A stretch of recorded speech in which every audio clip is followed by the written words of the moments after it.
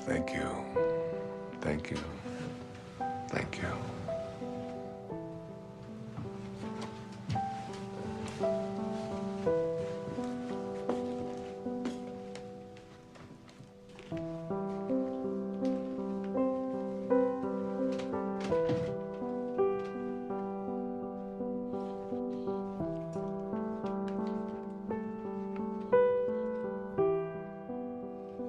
Thoroughly unprepared, we take the step into the afternoon of life.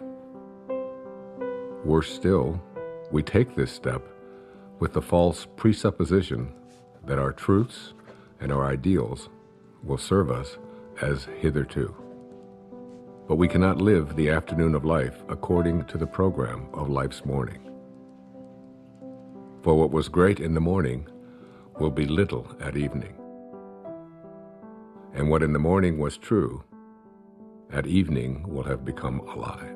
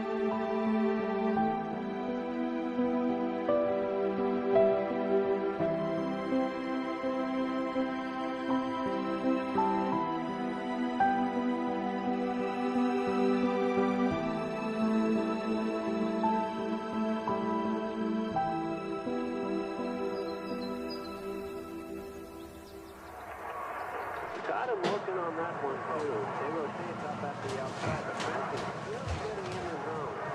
Oh, hey. Hey. Thanks, honey. Oh, hey, can I get some cream? Sure. Sorry. Let me see it there. Thanks. Okay, we're all packed. I got the snacks, got Jason's prescription, boarded the dog, car payment, called the neighbors. Hey, Jack. Jack? Jack, I need you to turn off the video game and come downstairs and have breakfast. We're gonna leave in a little bit. Let me just finish this level. Okay, fine, but then we're unplugged all weekend, got it? I don't even know what that means, unplugged. It's a very sad commentary on our life. Hey, sweetie. Time to get up, sweetheart. Is it tomorrow? It is tomorrow. It is, and we're gonna go on vacation, and we're gonna have so much fun, but we gotta miss the traffic, so let's get going. Gotta get up, monkey. Okay, off you go.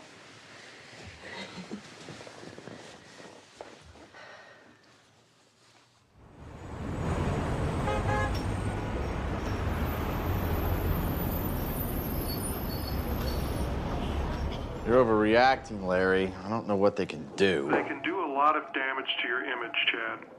Now listen, you have a brand to protect. More development can't afford lawsuits from environmental groups. This just isn't the right climate for that kind of stuff. What are you suggesting? I suggest you decide on some sort of compromise, or we'll be tied up in court, and you won't be able to start this project at all. You know, why didn't this come up when we did the impact report? I mean, for God's sake, we're talking about a tree. No, it's more more than a tree. Chad, your pre-sales are already dropping, and now you're giving off the appearance of being insensitive. I am insensitive. It's a tree. You're paying me a lot of money for You know advice what, that you're not Larry, listening we'll to. talk about this later. No, wait a minute, Chad. You're charging me Chad, by the please, minute. I'm hold on. hanging up now. Don't hang. What was that about? I'm 80% done with this subdivision. Why don't you just not build near the tree? Then I lose money and you don't get your bonus. I'm not reconfiguring an entire section of it because of a tree. Never mind then. Have you made a decision about the board meeting this weekend in Monterey? Wait, what is this about? The House of Hope and Promise. Next time someone asks me to be on one of these boards, shoot me. Hugh Johnson is on it, remember? I went to great lengths to get them to ask you to be on it. Yeah. If Hugh Johnson's on the board, I'd better be on the board. In case you've forgotten, the House of Hope rehabilitates homeless families. I have put all of the information in this file for you. You can catch up on their mission in the car on the way there. I know what their mission is. It's to give handouts to people who can't handle things themselves. You know what? I never got a handout, and I managed okay. I will call your publicist and get them to say something about your philanthropic work. Hey, actually, that's a good idea. That'll deflect from the whole tree issue. Always thinking.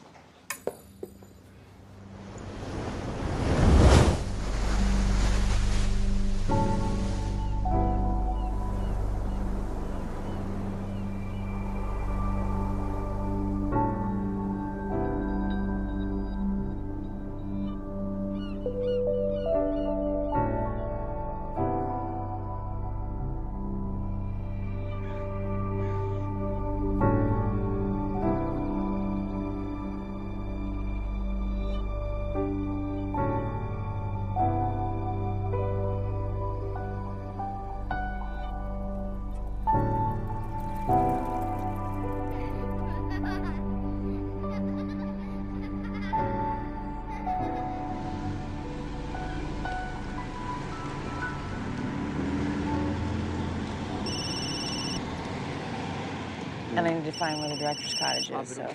Hello? You gotta get a new van, bro. Yeah, what happened? Is it? Well, it's kind of hard to hear you. The reception's shoddy up here.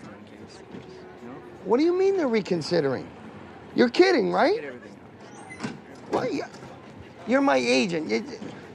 Too violent? What does that even mean? I don't make slasher films. I make art. You got to convince them of that. Do they even know the talent we have on this? You got to find a way to get them. Look, he shook my hand. He looked me right in the eye, and he said, "This is a go project. I want to do your film." Yes, because if the money doesn't come through, I'll have to scramble to get another investor. I thought this was a sure thing. Excuse me, coming through. You want to make me happy? Get the money for my film. That would make me happy. I gotta go. I'm on the Wayne Dyer thing. Hey, bye. Wow, damn. Is there anything we could do? You got about $5 million? If I did, would I be here? Then I don't think you can help me. Cheer up, David. It's a quick job. It's quick. It's quick and fun. It's 6:30 in the morning, Sarah. It's not gonna be fun. It's just a job. Nothing artsy. We'll get them their footage, and then we're out of here. Wayne! Good morning, David. How are you? I'm great. I hope this isn't too early for you. Oh, no, I've been up for hours. Good, good. This is Rob, our cameraman. We're very lucky to have him. Nice to meet you. Ron does sound. Hey, Ron, nice to meet you, my And friend. this is Sarah, my production coordinator. Sarah. She's Pleasure. very resourceful. Great. If you need anything, just ask her. Got it. So if you're amenable, I thought we'd head down to the social hall area and then set up down there. Let's do it. I'm ready. I've been ready for hours. Yeah. Oh, let's do Grab it. your cape. Let's go. Super. After it. you, Jonathan. All right. All right. How'd you sleep? I slept great. Oh, is there I'm anything? excited about this. Is there any expectation I should know about? I have no expectations. I'm totally in your hands. Whatever you want to do, I feel sorry Okay. for you, Dr. Dyer. You're sorry you said that. I'm just gonna blot you a little bit there. You got a little shine. Okay. You can't go wrong at this place. Isn't it beautiful? It is gorgeous here. I'm sort of allergic to nature myself. Oh, I just love it. I'm so thrilled to be here. He looks good. You want less trees, more trees? How's that looking? Sure, that's fine. Do you know anything about the history of this place? Have you looked into it? Not really. We just go where they send us, you know? The guy who runs this is a fascinating guy. He was telling me about the history of it. I can't hear him. Really a magical place. It's Can you say that again? I'm sorry. It's a magical place. I got him. Back in 1913, Julia Morgan, she was an architect, Oh, right. and she designed this entire place. They set it up as a conference center for the Western Division of the YWCA, and they would hold all of their meetings here. And the name of the place, it's called Asilomar. You know, who knows what Asilomar is? And I was asking him, he said, well, Asilo or Asilio means refuge, and Mar means sea. If we're good, we can start. That's interesting. Hear that, David? I heard it, yeah. This is a refuge by the sea, and it's just stunning. It's just so beautiful. I'm so excited to be here. Wayne, just so you know, tomorrow and the next day, we'll just ask you questions, and you go ahead and answer, and then we'll move locations and do more of the same. And I'll also be shooting some B-roll over the next couple of days. What again? B-roll? B-roll, like walk the and bees? talks You and shooting exercise. the bees that are here? Yeah. Listen, it's your vision. I'm open to anything. Whatever you see, I'm happy to go along with it. Well, I'm more of a technician on this one. Really? Well, you know what? You might find yourself learning something. Maybe. Well, I'm open to it. Great. Let's go ahead and roll camera. We're speeding. Sounds good. All right, Sarah, would you be kind enough to slate it? I would love to. You're gonna slate me? I'm gonna slate you. All right. Dr. Dyer, interview 1. Okay, Wayne, you came up here to write your latest book. Can you tell us a little bit about what you came up to write about? Yeah, I'd be happy to. One of the things that has intrigued me over the years is so many people coming up when I talk about purpose and finding meaning in their life is what is my purpose? How do I find it? It always seems to be eluding me. I can't seem to get there. I've always felt that the real purpose of life is just to be happy, to enjoy your life, to get to a place where you're not always trying to get someplace else. So many people spend their lives striving, trying to be someplace that they're not. They never get to arrive. One of the ways to understand about how to find your purpose in your life is to return to nature, to find your own nature. I wrote a book a few years back called Change Your Thoughts, Change Your Life, which was based upon the ancient teachings of Lao Tzu in a book called the Tao Te Ching. Lao Tzu reminds us that all being originates in non-being. Jesus put it this way in the New Testament, it's the spirit that gives life. That you didn't really come from your parents. You really, all of us came from this place called spirit. And when you showed up here in this world, you showed up here from a tiny little drop of human protoplasm, a speck, if you will, and everything that was in that little speck that became you, everything that you needed was in that tiny little speck. One of the most important metaphors that I ever use is that the first 9 months of your life, from the moment of your conception until the moment of your birth, everything was being handled for you. There was nothing for you to do. You don't get consumed with the color your eyes are going to be or what your body is going to look like. It's all taken care of for you. You just surrender. I call it a future pull. And it's pulling you in the direction of whatever it is that you were supposed to be. And to me, it's not too great a stretch to say if everything you needed for the physical journey was already handled in there, then why not everything for the rest of the journey as well? All of your purpose, it's in there. All of what your personality, it's in there. Everything that you were to be, not just the physical you, but everything, if you just let go and allow. And so we're born. And we look at this beautiful little creature. As parents, I have 8 children. I've seen it happen many times. And you look at this beautiful little child and you look at it and you say, great work, God. Great work. Couldn't be any better. We'll take over from here. And then we're surrounded by all these people, our family, our culture, wherever we go. And we begin to be told that we can't really trust in who we are. Stop it, no, give that to me. We have to trust in something outside of ourselves. So we're on a journey towards ambition. Once you begin to say, we'll take over from here, you introduce something, you just take this perfection and you just edge out the Creator. You edge God out. E-G-O, ego. This ego is the part of us that starts to tell us who you are is not this perfect divine creation, this piece of God that you came from. It doesn't say that. It says who you are is what you have. It begins with things like our toys, and then our bank accounts, and then the possessions that we have. Before you know it, we begin to identify ourselves on the basis of our possessions. We begin to take on a set of beliefs about the more that I have, the more valuable I am as a person. And so we spend our lives taking these young children and immersing them in a culture that emphasizes more. It becomes almost a mantra of the ego.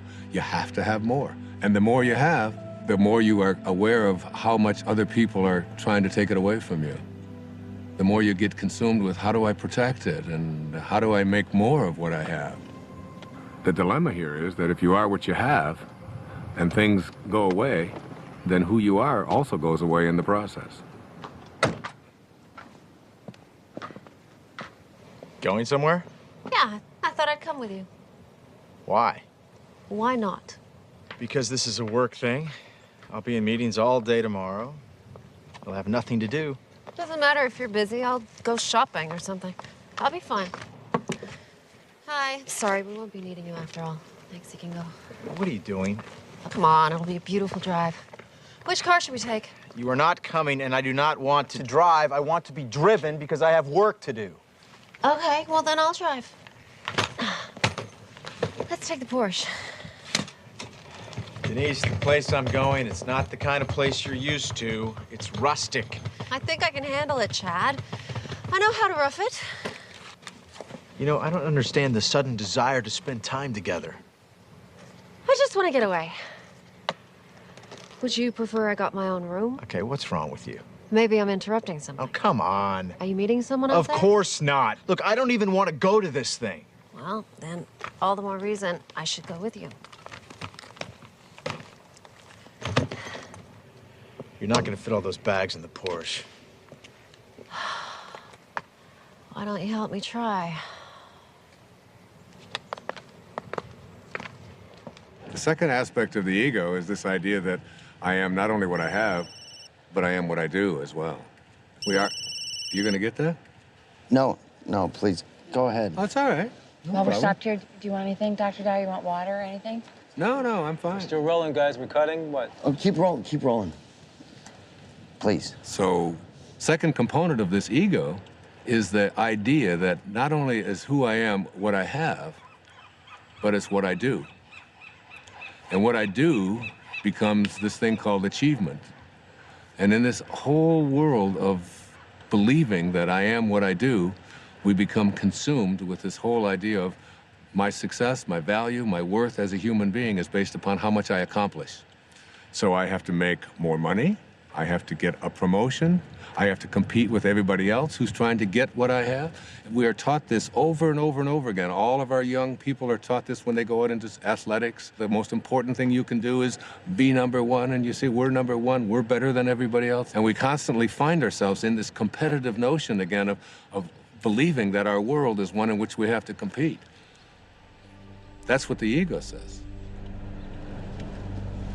Now, the third aspect of this is the idea that I am what other people think of me. That is, I am my reputation.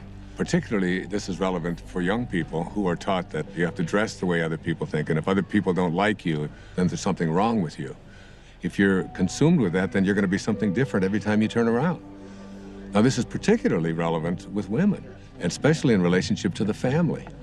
Women are often taught in our culture and our society that the only way that you can fulfill yourself is by how you relate to your family, to yourself as a daughter, to yourself as a mother, to yourself as a grandmother.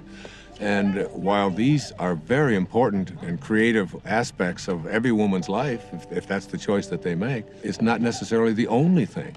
And many women feel that deep within them that they have a calling to accomplish something great, to make a contribution. And oftentimes we'll put it aside. So what I encourage women to think is, don't ignore that calling inside of you. Don't ignore the part of you that says you came here to create something powerful, and you have just as much of an influence in doing that, just as much of a right to do that as anyone else does. Sure, I saw that one too. I wonder if I can get the whole collection on DVD. I think that might be a possibility. Do you know what my favorite episode is? I don't. Kick the Can. Now that is a good one. You know, when all the old people become young again. Yes, heartbreaking, isn't it? You know, the other episode I like is the one where... You know what, I'd like to check in. I'm sorry. Are you with the wedding? No. There's a wedding? People actually get married here? Yeah, all the time. I'm not criticizing it. I think it's charming. Chad Moore. More development? Yes? Ethan Lipton. I used to work for your company a few years ago. Oh, right, yeah. Yeah, in accounting. Yeah, sure. Darling, we'll talk later, okay? Okay, great. Oh, be sure to tell the guys to show up on time tomorrow night at the rehearsal dinner. This whole weekend is going to be a continuous celebration of love. Well, I do like love. Well, that's why I'm in this business. Bye. Are you getting married? No, I'm with the band. Oh, well, have a fun weekend of love. You guys too. Do you remember that guy? Not at all.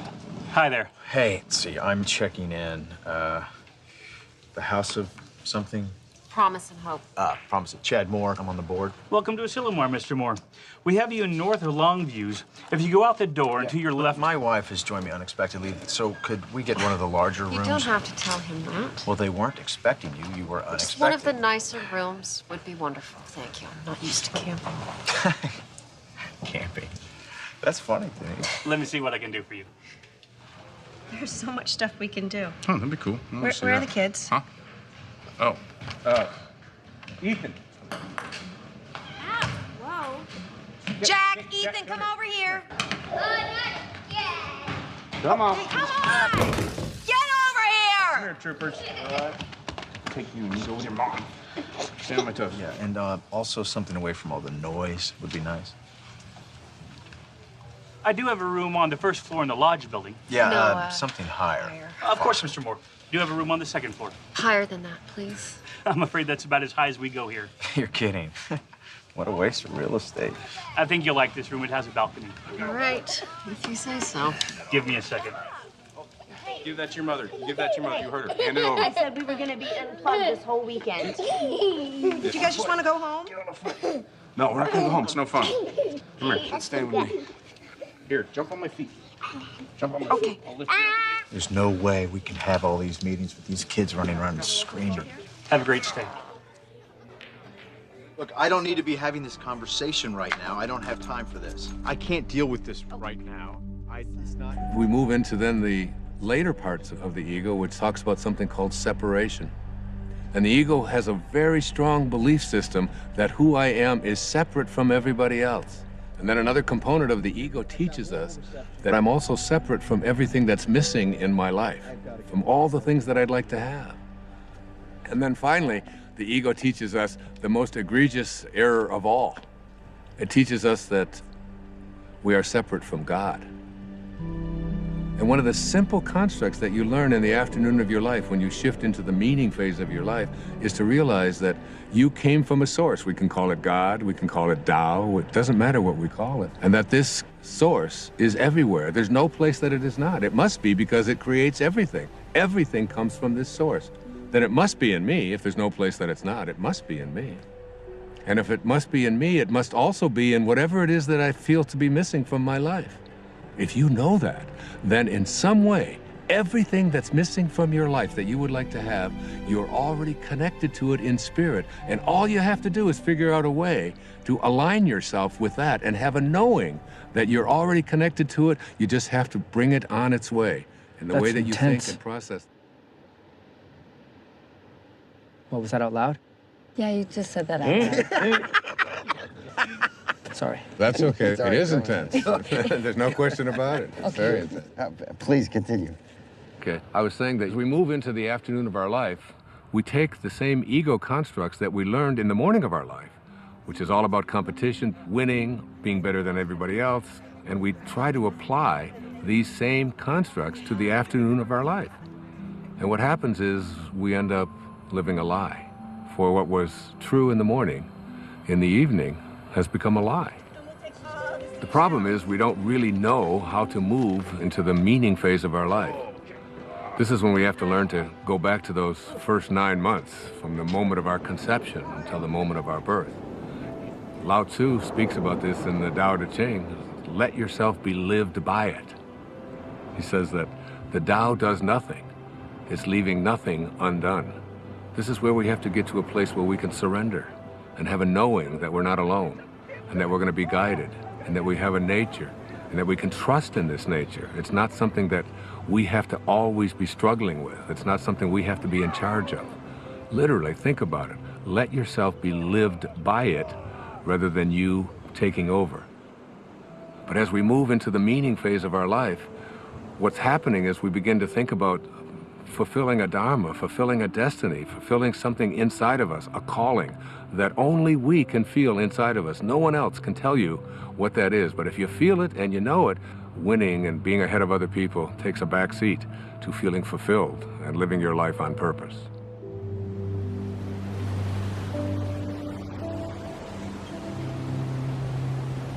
I'm coming to get you. No, Ethan! Don't throw sand.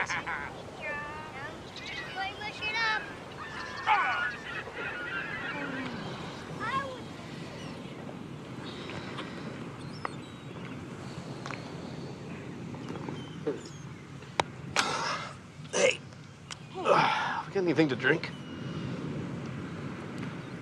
Juice box. Sure. I'm gonna go back and get some more sunscreen. Really? We got clouds. No, they can still get burned. Okay. You gonna walk back? Yeah, I'll be fast. Well, we can wrap it up here. No, look at them. They're having so much fun. I don't want to drag them away. I'll be right back. Okay.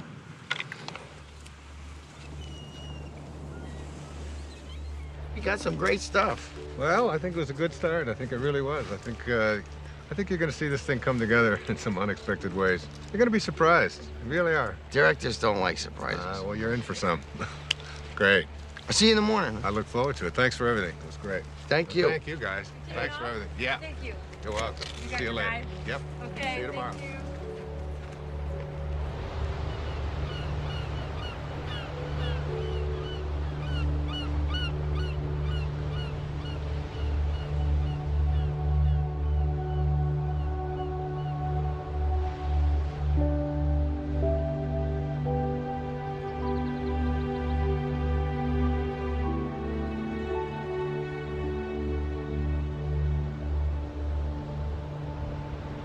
Amazing, isn't it?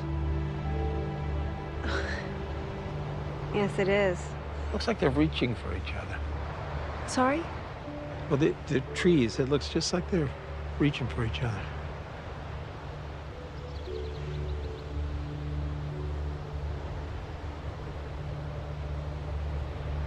Yeah, you're right, it does. The whole place. It's like a different painting every day. You know, you're very fortunate to work here. I know. Hey, you want a lollipop? Excuse me? It's root beer. You like root beer? Actually, I do. It's root beer, but with a little bit of licorice. Thank you.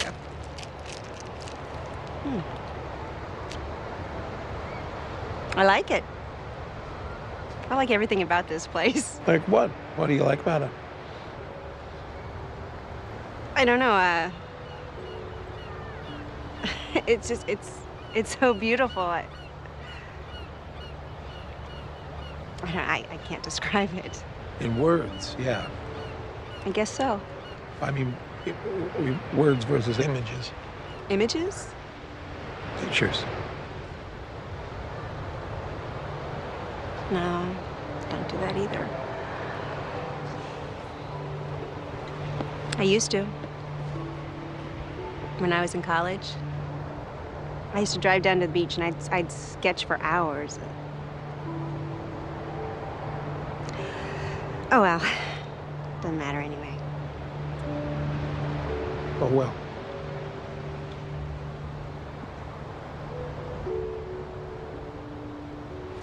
Hey, Mom. Where you been? What? We got cold. You eating a lollipop? I am. You any candy for the kids? No, I'm sorry. Oh, that's all right. Let's go back. Come on, buddy. Let's go. Yeah. All right. It's okay. Here. I don't get it, to be honest with you. That really doesn't surprise any of us, David. Seriously, if I didn't have ambition, nothing would get done.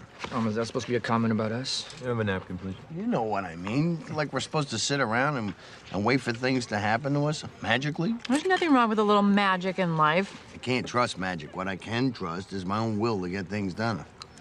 That's my main problem with what Dr. Dyer's saying. Okay, he's right there. You want to keep it down? He didn't hear me. Dr. Dyer, you want to come hi. join us? Sure, I'd love to. How you guys doing? Great. Good. This chicken's great.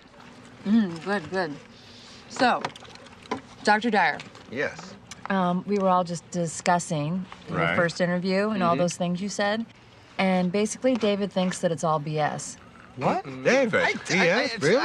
I don't think all of it is. I mean, I'm entitled to my own opinion, right? Absolutely. You are entitled to your opinion, and I respect it. And you know, David, you don't have to get this all at once. You know, just get a little bit at a time. That's all it takes. You know, you just start practicing it. Eventually, it becomes a way of life, and you start living from a different perspective. I'm not really a spiritual person. I'm too busy. Yeah, spirituality is kind of like a luxury. That is true. I find it hard to find time to meditate. Let me ask you this. Do you think that you're an inspired person? Do you live an inspired life? Do you feel inspired? I have no idea. Really? Well, let's take an example. Let's supposing I had an apple pie that we had just made. And out of this apple pie, we take one slice. We take the rest of the pie, put it over here, and I take this slice and I give it to someone. Let's say I gave it to you, Ron, and I say, Ron, what is this?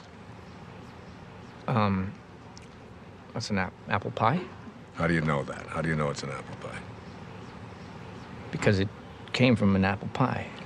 So, well, you laugh, but I mean, the truth is that's a very profound statement that you just made, that everything in the universe must be like what it came from. You can take an acorn and you'll never get a rose bush out of it. You look at yourself and you ask yourself the question, where did I come from? Who am I and what am I like? You know, instead of making our choices out of the place that we really are, our authentic self, we're making them out of the ego. And every time we make choices out of the ego, all kinds of things begin to happen to us that take us away from finding meaning in our lives. How do you know if you're making a choice from your higher self? You gauge everything on the basis of how you feel. Are you stressed out? Are you anxious? Are you fearful? Are you angry? Do you feel good about yourself? Do you feel like you're on purpose? Do you feel like your life has any meaning? When you're operating out of the only part of yourself that is authentic, bliss is your response. But what about the upside of ambition? I mean, I'm a filmmaker, and if I didn't, doesn't ego serve me? I mean, if I was going with the flow, I'd never get a movie made. That's a conclusion that you've come to because you think out of the ego. You know, the fact is that you might even be able to make much greater films if you came out of a higher place. Imagine yourself as being able to live and work and do everything that you do from this place that, well, it's called Dharma. What's Dharma? Dharma is a spiritual principle that implies there is a purpose to our lives. Like an otter has a dharma, a bird has a dharma. Everything has a purpose. And when you find yourself living from that purpose, you have found your dharma. Your dharma is something that you will be living by. And rather than constantly using the ego, you will begin to say, this is what I'm here for. It's like, I call it a calling. It's like an inner calling. How do you know what your dharma is? Like, what if you can't even find your dharma? Yeah, I can't even find a date, let alone my dharma. Well, your dharma isn't anything you're ever going to find. Your dharma is something that you're always connected to. It is your divine purpose. It is something that you are aligned with throughout your entire life. The ego has kept us away from it. Excuse me, I have to take this. This is what I'm talking about. I'm sorry to interrupt. How does this help me find a date exactly? You don't need to find a date. If you live what I'm talking about, you'll understand that everything will be perfect and everyone that comes into your life will come in on time perfectly. You're a divine creation of God. You're a spiritual being. You don't need anyone else to confirm that. I love that. It's true. Dr. Dyer said it was. It is true.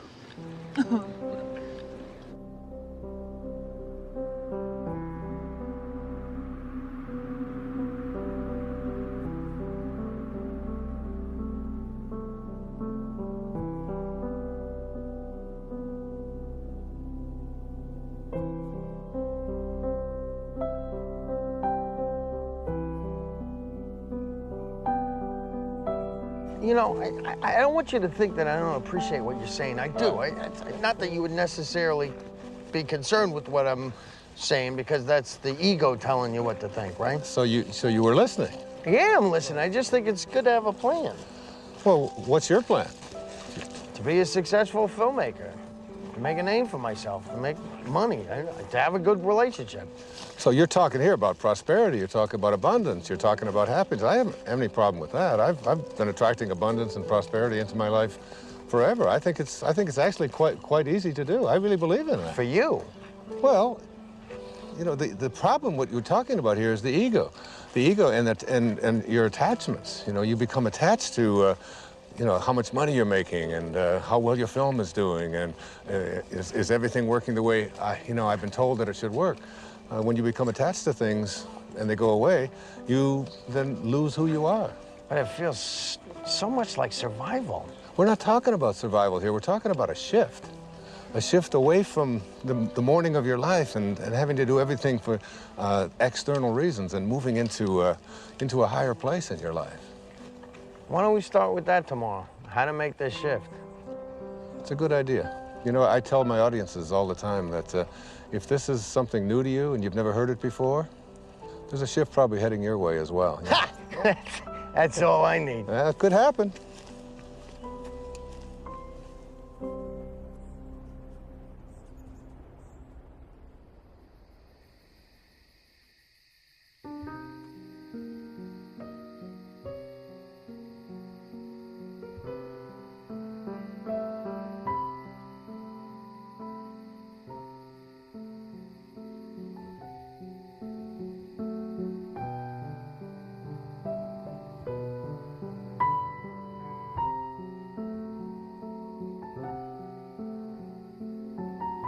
When great thinkers talk about union with God, there's this theme that comes through. It's about being in silence. When everyone else is asleep and there are no distractions, when you feel yourself alone with Source, this is the time when you are closest to Source. Being alone with Source is not just about feeling good, it's about a new awareness of my own divinity and what it's capable of achieving. It's all about returning back to the place that you came from. T.S. Eliot has a great quote, "We shall not cease from exploration, and the end of all our exploring will be to arrive where we started and know the place for the first time." I got a cut. Wayne, hold there for a minute. Hold there, Wayne, for a second. What is it? It's a bad angle. I gotta be lower. How long? 5 minutes. Wayne, take 5. Just hang there. We're readjusting the shot. Absolutely, no problem. You want some water, Dr. Dyer? No, thanks. I have an ocean here. Finish that test real quick. Hi, you've reached the office of Alex Chase at ICM. Please leave a message for Alex or Jason at the tone. Thanks. Alex, it's David. Call me back when you get this. I'm getting a little antsy. I think we should have heard by now. What did the executive say? Do you know anything? And why haven't I had a meeting yet? See the difference? Yeah, call me back. I'd appreciate it. Ooh. Wayne Dyer interviews day 2. Rolling. Okay, we'll start with the transition from ambition to meaning. Great, it's a good idea. I can give you an example from my own life. It might be helpful. When I first started writing, I was very blessed to be considered, quote, successful. My motivation very often became how much money was I going to make on this book? What was my next contract going to look like? How many weeks did it appear on the New York Times bestseller list? What position was it? Did you get on the Tonight Show? Did you get on the Donahue Show? Hold on, I'm confused. Yeah? Yeah, if you were a success, who cares what was motivating you? Well, I guess you begin to change your definition of what it is that constitutes success. I mean, success can be identified in those terms, and there are other ways to look at it as well. But there's people listening to you. I mean, where would you be if you didn't initiate it? I mean, it got you started, right? I'm sorry to interrupt. Are we switching to a Q&A format? I'm just curious. Sorry. No, that's okay. It's a very normal question. It's a very common concern that people have. For myself, we talked about my writing, David, and yes, by all means, it was successful, but there was a part of me, inside of me, that said, there's something more for me. I was writing books about psychology, your erroneous zones, pulling your own strings, the sky's the limit. All of them were doing well. All of them were bestsellers. It was all, but inside of me, I was shifting. There was a calling to something else, and I could see the shift taking place in my life. And the shift was, it was more in the direction of spirituality. It was more in the direction of higher consciousness. I began to become excited and thrilled by reading people like Krishnamurti, by reading people like Muktananda.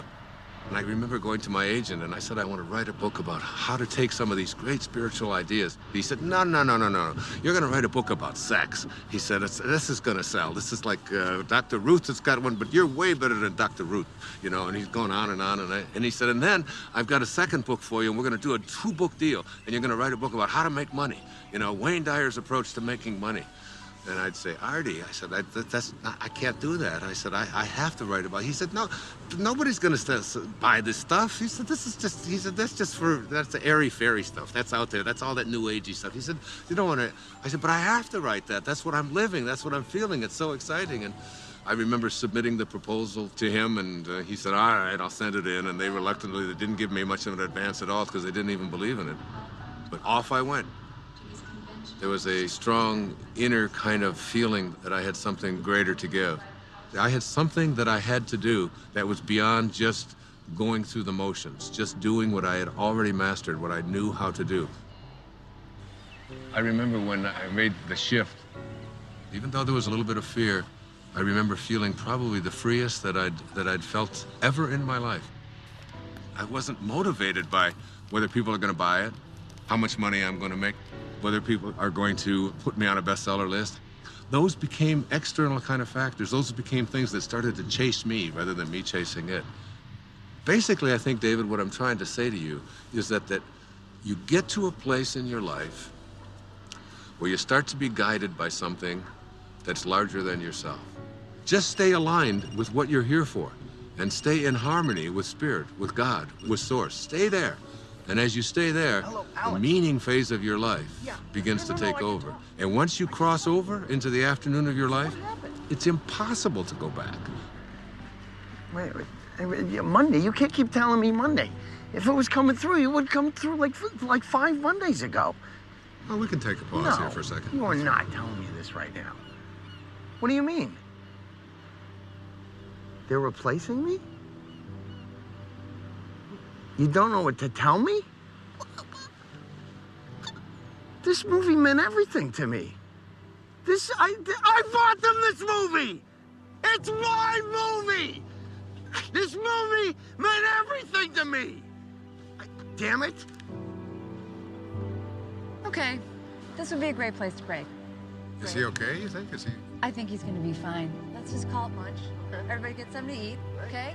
And then, as soon as I...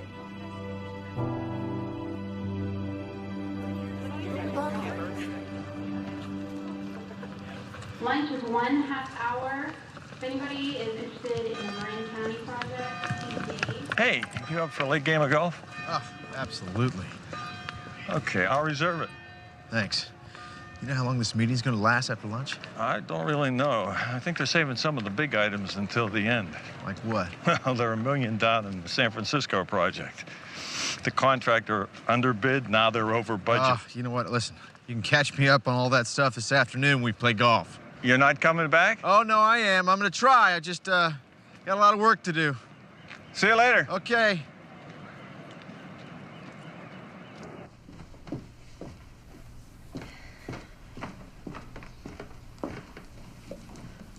Good book? Not bad.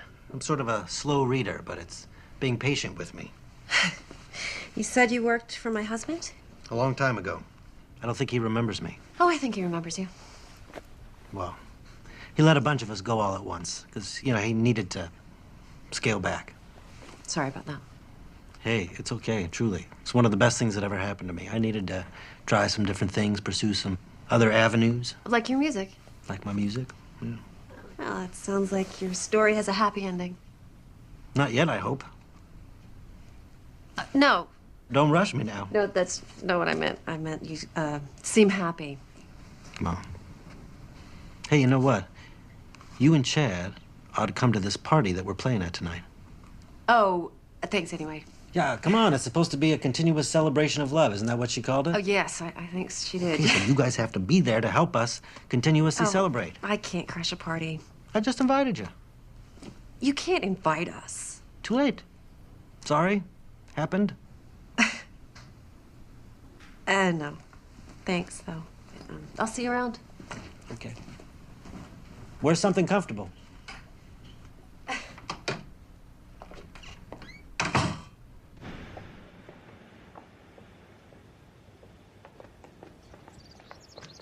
Denise. Denise. Hey, slow down. Stop!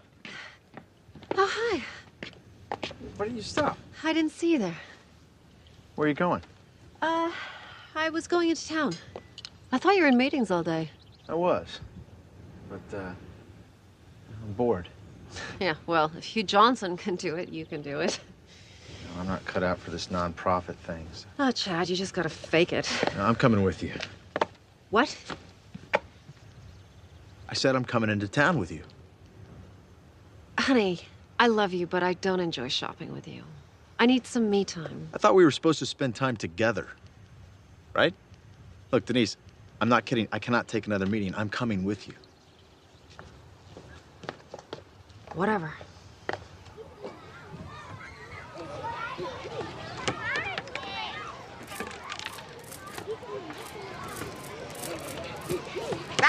Hey! Guys! Stop it! Take it over there or you're gonna lose the water guns. Oh, they got you all wet. Oh, it's no big deal. It's just water. Water is soft. Don't give it another thought. It's great. I am so sorry. Don't be sorry. I've got 8 kids of my own. I've got grandchildren. You know, these things happen. Things get messy once in a while. It's fun. Well, thank you. That makes me feel a little bit better. I always see it as an opportunity to sort of practice what I call non-interference. Oh, I wish I could do that. Oh, you can. Of course you can. Really? I mean, I'm their mother. Isn't that a little irresponsible?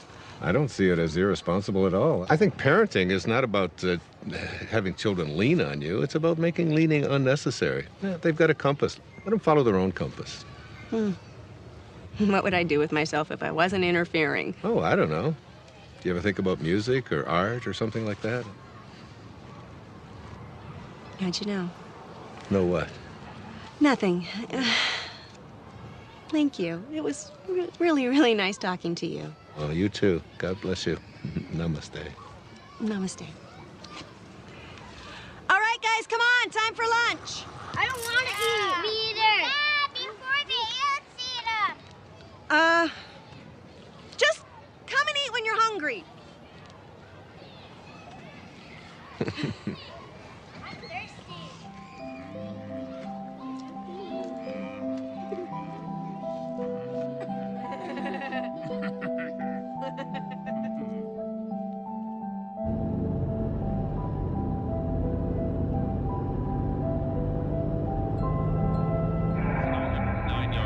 Touchdowns and only 5 interceptions.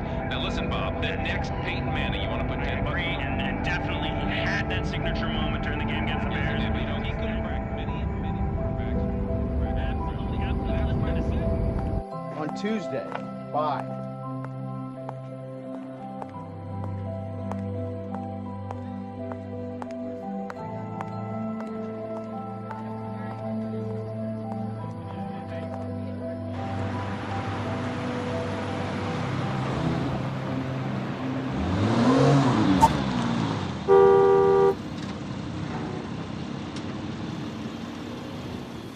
I think I'll return that dress.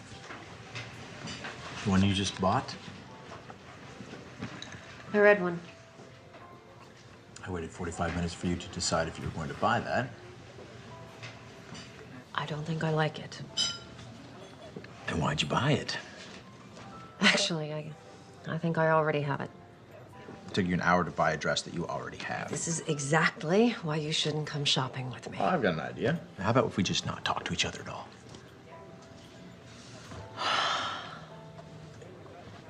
Jesus, Chad. I really should have come alone. I've got a lot on my mind. You've got a lot on your mind. What could you possibly have on your mind? All right. I wasn't going to tell you this until tonight, but...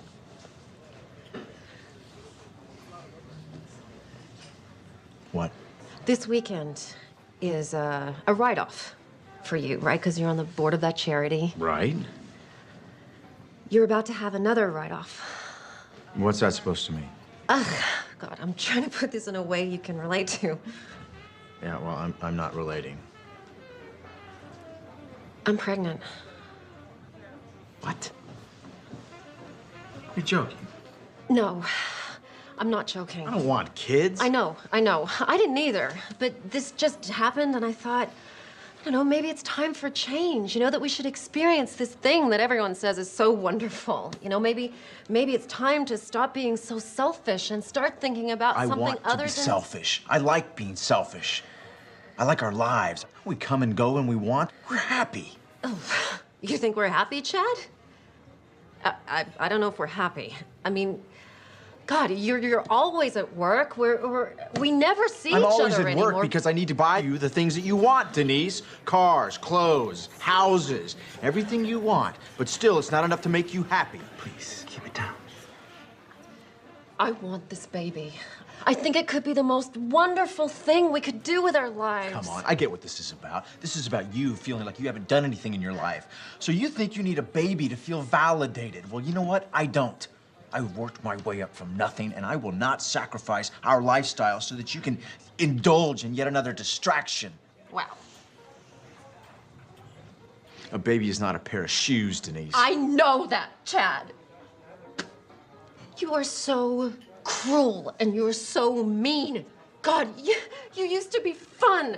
What happened? You planned this, didn't you? It was an accident. Sir, I'm gonna have to ask you to leave. Please. It can happen. How could you do this? How could you do this? Thank you so much. Thank you for making this the tender, precious moment that every Tender, woman precious dreams about. moment? We don't have tender, precious moments. we You know what we did have? We had a prenup, an agreement. You signed it. No kids. I know, and I changed my mind, okay? People can change. Well, you know what? Chad. I didn't change my mind. Well, what are you gonna do about it? Divorce me because I'm pregnant? I might. As a matter of fact, I'm definitely divorcing you. Will you please shut up? I'm Okay, definitely fine. I don't care. Go ahead. I'm better off raising this baby without you. Good luck. You signed that prenup. You won't get much. I'll make sure of I it. hate you!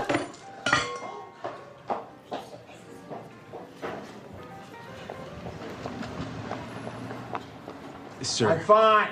I still need I'm you. fine. Sir, I'm still gonna have to ask you to leave. Oh, I'm leaving. Don't worry about paying. No, I am definitely paying for this meal. Please, sir, it's not necessary. Oh, she's got my wallet. Hey! You took my wallet, you kleptomaniac! You left it in the room, you moron! I'm calling my lawyer. I'm calling my lawyer right now. Oh, really? How are you gonna do that without your precious phone? Hey, come back here! Come back!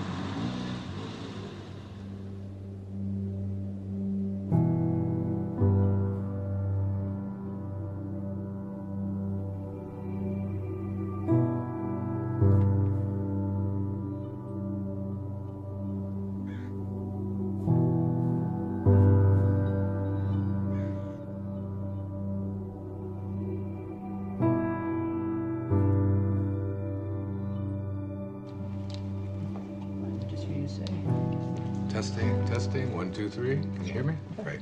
Okay. Dave. It's nice of being in the cold, Dave. huh? It is. You want to stay with the same frame size, right? Yeah, sure. Okay, guys. Ready. Okay. Crossing. Okay, Wayne, can you just shift your chair just a tiny... Sure. Thank you. Oh, perfect. Okay? Perfect. Okay, so we good? We are good. All right. David. We're rolling. David? David, why don't we take it from where Wayne was talking about the shift? We can just continue from there. Sounds good to me. Okay, this shift, this movement from ambition to meaning, from the morning to the afternoon of your life, generally it's preceded by what we call a quantum moment. Sounds strange, perhaps, to use a term like that, but quantum moment really refers to the characteristics of what it is like when you have what Maslow called a peak experience. The first of these qualities, there's 4 of them. The first of them is that it's very vivid. The second quality or characteristic of these quantum moments is that it's a surprise. And the third characteristic of these quantum moments is that they are benevolent. They always feel good. The fourth and final quality is that it's enduring.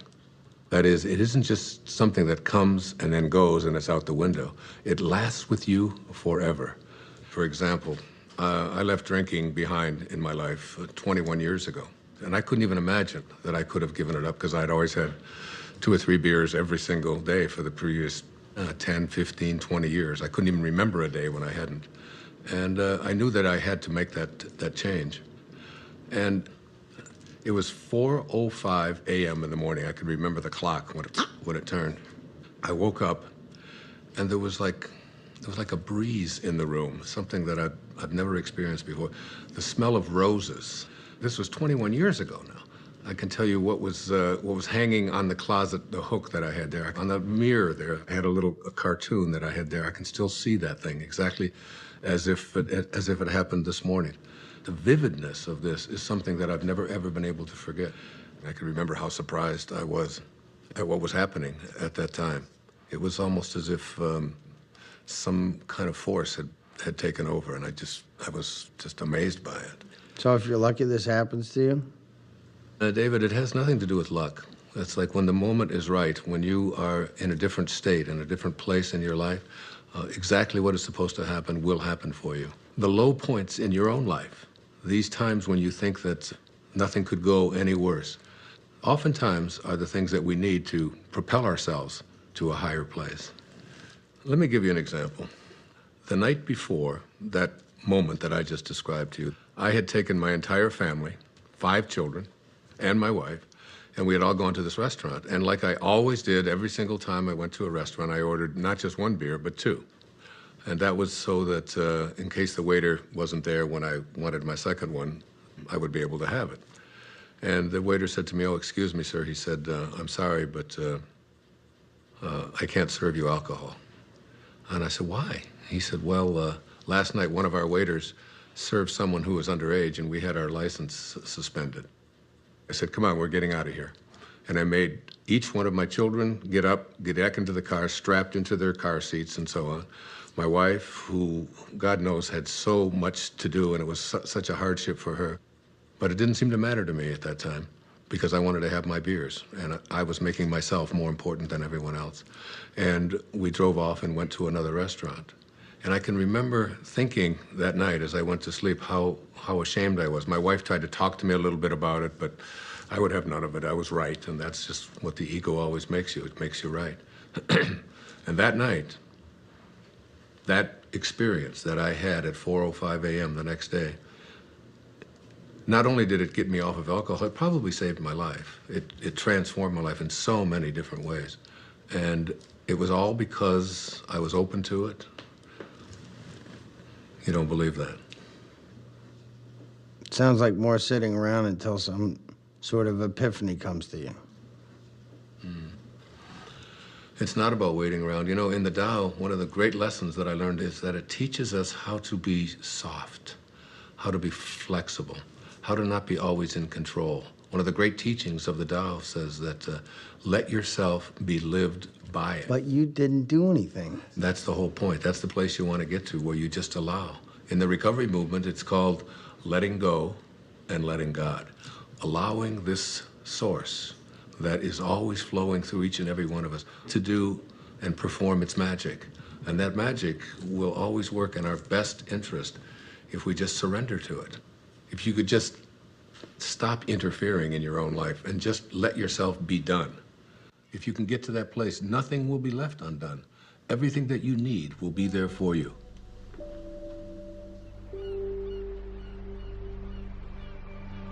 It's mysterious for most of us because we believe that we're the ones who have to do everything. Isn't it interesting that you had everything you needed in the first 9 months? Why isn't that true for the next 90 years? Because we interfere. When I was 19 years old, I was in the United States Navy and as an enlisted man. And I was given my assignment to join the aircraft carrier, the USS Ranger, and it was on deployment in Yokosuka, Japan.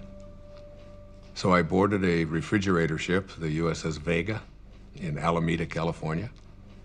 And just as I was getting on that ship to take my 29-day voyage across the Pacific Ocean, my Uncle Bill Volek, who was a school teacher in Hayward, California, handed me a copy of a book. And the book was a collection of short stories written by Leo Tolstoy. He wrote not just great novels and great stories, but great spiritual literature as well. He was considered to be the soul of Russia. And the first story in this collection was called The Death of Ivan Ilyich. Now, Ivan Ilyich was a judge who lived in Moscow. One of the more important features of this story is his relationship to his wife, who he basically hated because he despised his work. And he felt that she had pressured him and pushed him into doing this, that it was a prestigious thing to do. And he was filled with internal rage and anger at what he had done. The title of the story kind of gives it away, The Death of Ivan Ilyich. You know he's going to die. Now, Ivan Ilyich was lying on his deathbed, and his wife is holding his hand, this woman that basically he despised for all of his life. And he looks up into her eyes, and his last words are, "What if my whole life has been wrong?" And he died. I was very shaken and very moved by that. And I took out a pad of paper, and I wrote a note to myself.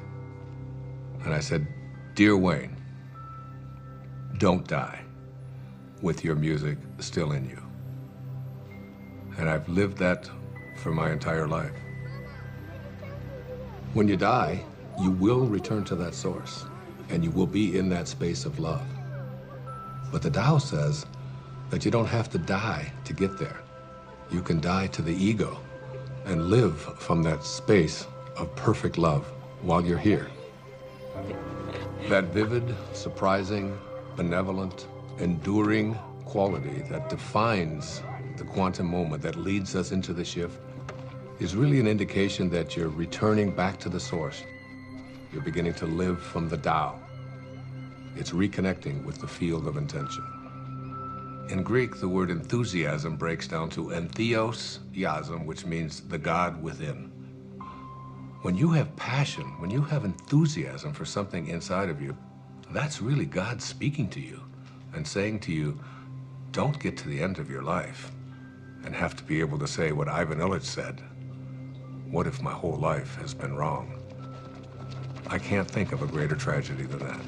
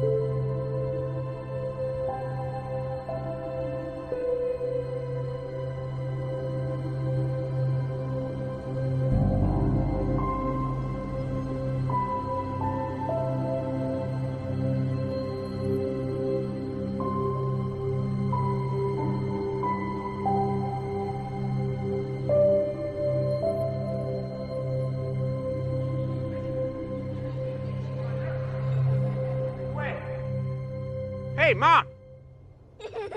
What? What is it? Earth to Mom, where'd you go? I'm sorry. It's just... It's so beautiful. I was imagining how I'd paint these trees. You don't put paint on trees. Oh, no, honey. It's, like make a painting of it. You know, like you make a picture in school? Mom, You're not a painter. I haven't seen you paint anything. All right. Next one to that rock up there. Wins, go! Go! Let's go get him. Let's go get him. Go, win, come on! What did he do? I'm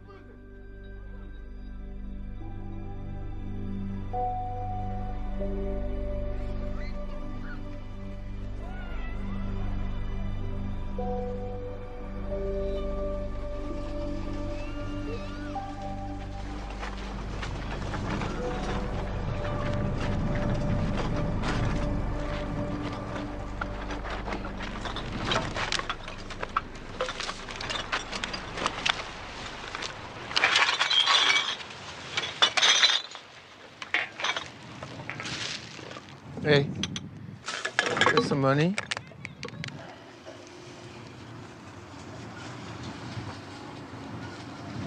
God bless you. What? I said, God bless you. Why would you say that? I didn't even give you any money. You got any money? Not at the moment. But you? Need to call a cab.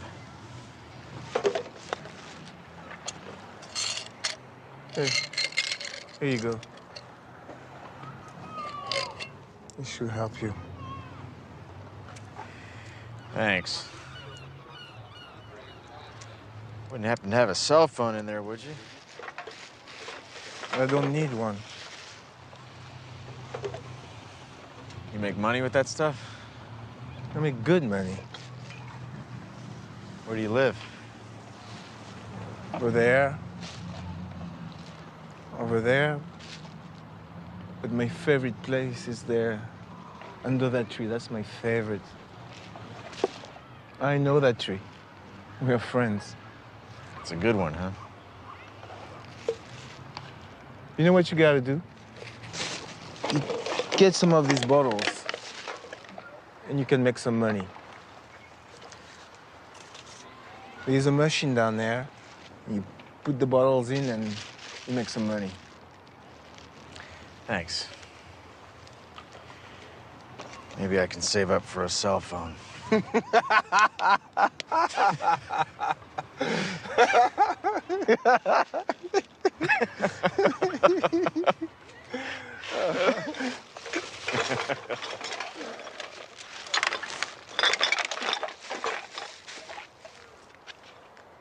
Hey. Do you have some money?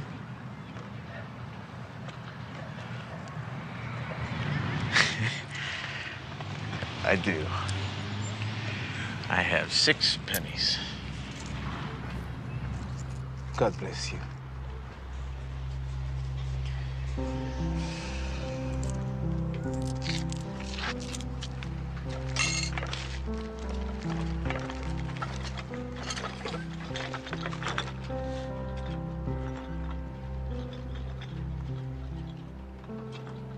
Synchronicities. It's like a collaboration with fate. All of that becomes the norm, and the ego is no longer the driving force in your life. You begin to recognize that there's a powerful organizing intelligence that's in all things, and it's working with you and for you, almost as if you're making it happen by just being connected to your source. The destiny that appeared to be imposed upon you by something outside of yourself is no longer the relevant driving force in your life. You're connected to the source, and it's almost as if this divine organizing intelligence, God, the Tao, whatever you want to call it, it's almost as if it's saying to you, you play the music that you came here to play, and I'll be there to help you overcome any struggle or any obstacle that comes along. And it's not going to be a struggle because Source is supporting you. Yes, hi. Could I get a cab, please, to Monterey Motors? Yes. Thank you. Thank you very much. Bye.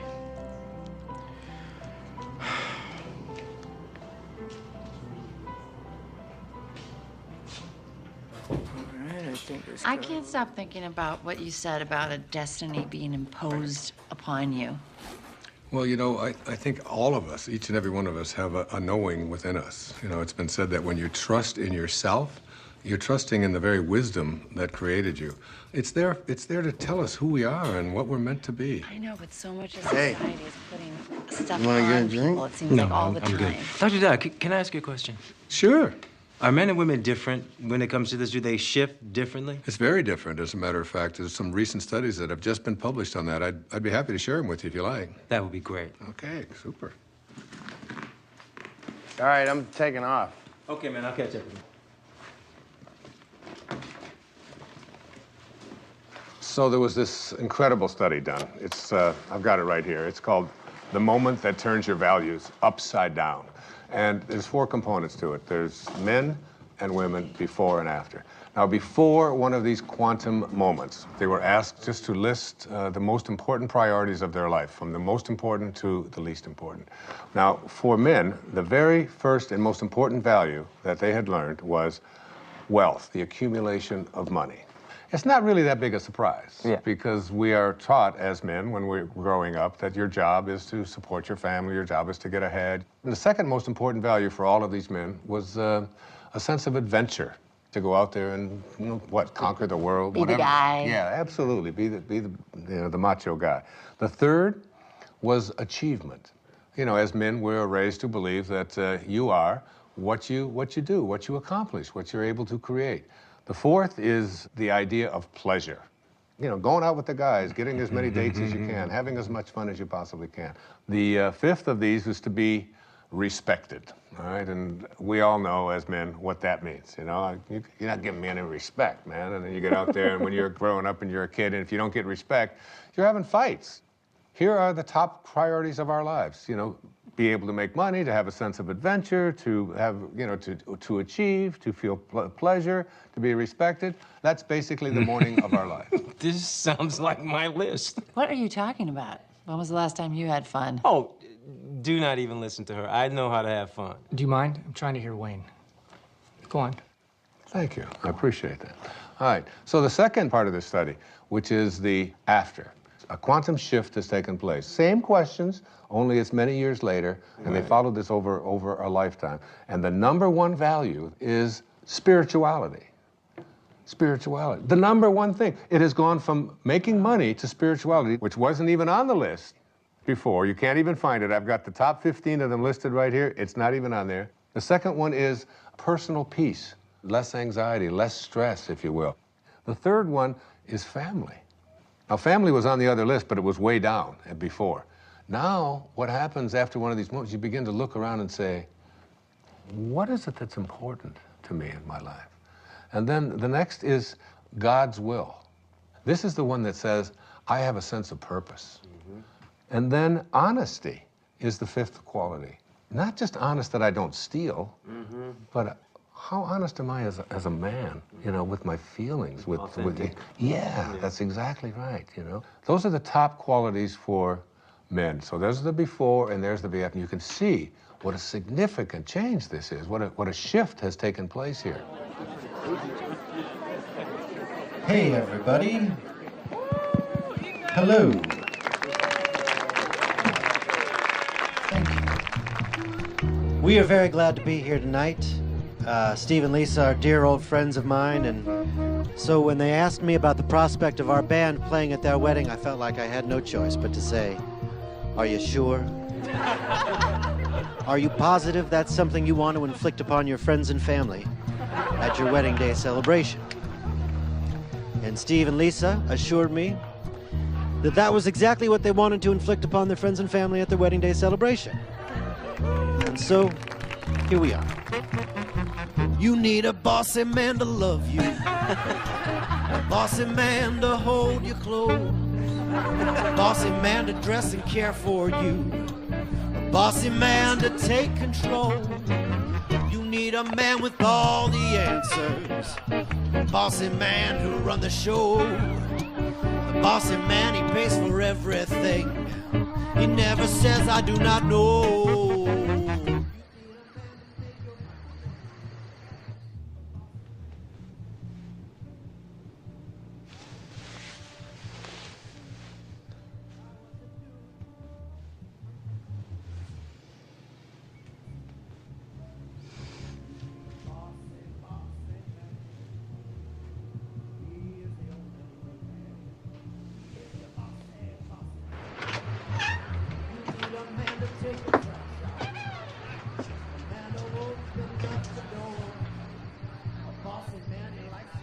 Okay.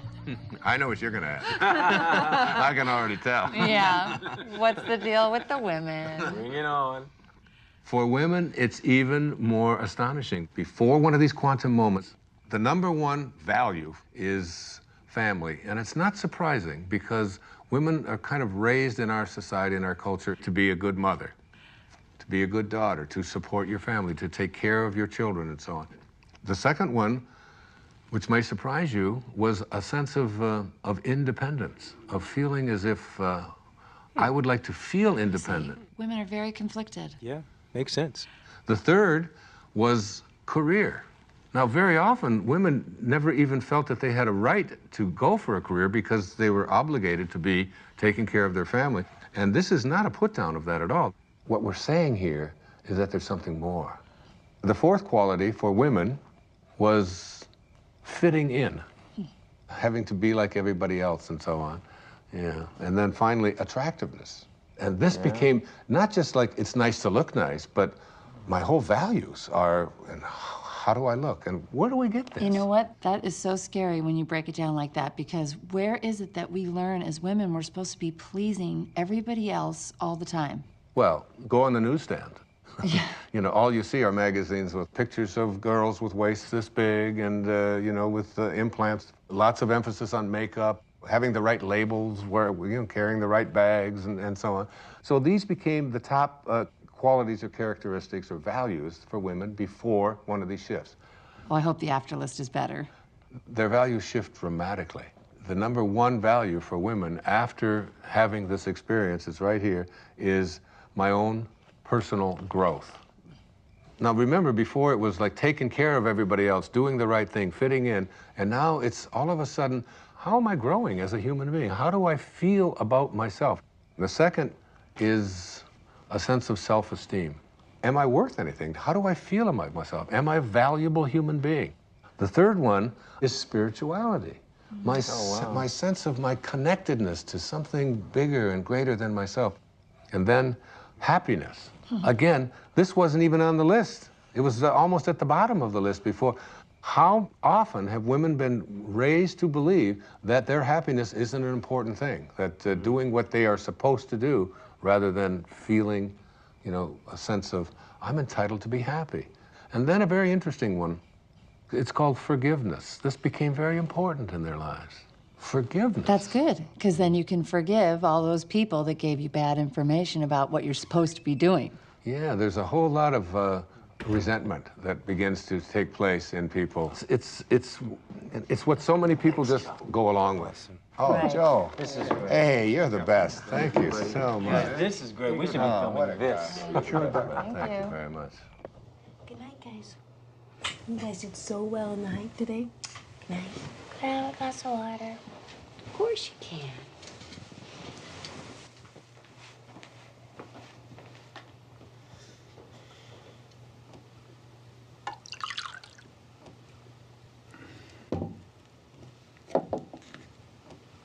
Jason, what's this? This paper and pencil wasn't here before. I don't know. No idea.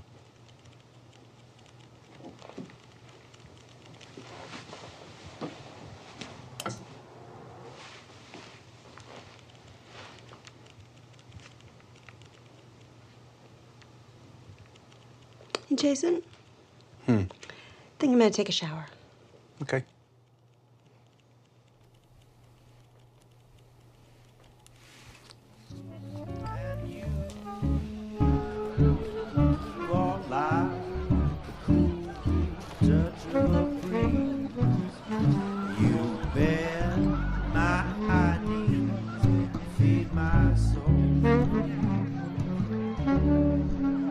Well, the fauna and the flora are in the grocery store. Someone's getting rascally and spry. Fauna says to Flora, I really do adore ya. Flora says, I know, tell me why. You won't lie.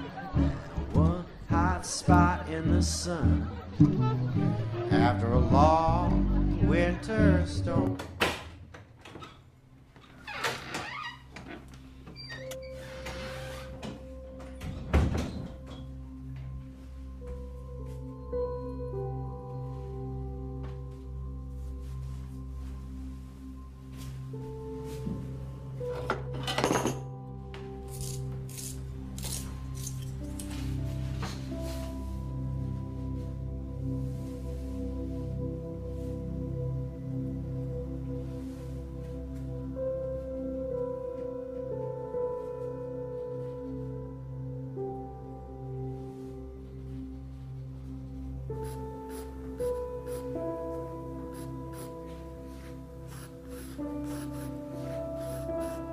I don't know, would you guys like to hear? I think maybe the only true miracle that ever happened to me in my life. A real miracle? Yeah, it was an authentic miracle for me. It was a healing that took place that I still can't explain. So it was in the year 2000, and I had taken a group of 25 people on a spiritual tour to Assisi. I've made several visits there. In fact, I wrote an entire book called There's a Spiritual Solution to Every Problem, based upon the prayer of St. Francis. And I lectured for a couple of hours about it, and we all had visited the places where St. Francis had lived and performed so many of his miracles. The next day, we were going to take a tour to a place called San Damiano, where St. Clare, who was the first female to ever become a part of the Franciscans, lived. And on the third floor there was the bedroom, exactly as it was in the 13th century. There was a young man on that trip. He was 21 years old. His name was John. He was from Pennsylvania. He had cerebral palsy, and he had two very heavy braces on each one of his legs. We were going to go up to the third floor. Now, this was a winding staircase to get up to the third level where St. Clare's bedroom was. Now, John, in order to be able to go up the steps, he would have to move his leg out like this, you can imagine, and then he would go up the step, and then he'd bring the other one down, and then he'd go up the next step, and he would bring it back because his legs were stiff. But as we started to get into the very narrow part of the staircase, he couldn't, his legs wouldn't go out. He could only go this far, so he couldn't go up. And you can imagine he couldn't go down. It was impossible for him to go down. So there he was stuck. I was ahead of him. And he stopped me and he said, Wayne, I'm in trouble. I can't go up another step because I can't get my leg out to the side. There's no room and I can't go back down. What are we going to do? And there was a whole row of people behind waiting to go up this very narrow staircase. So you have the picture? Old people don't whisper, 'cause old people can't hear. We'll just talk louder and louder, year after year. Stop looking at me funny, get over here, and I'll whisper. You have grape juice on your wine? Oh, no. No. Yes. Old wills grow stronger. Old backs grow stiff. Old feet grow wider and longer. Old dreamers drift. I'm drifting over your way.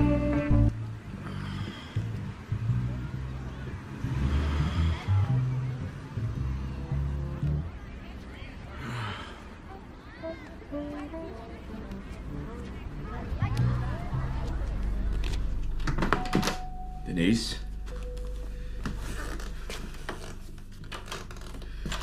Denise?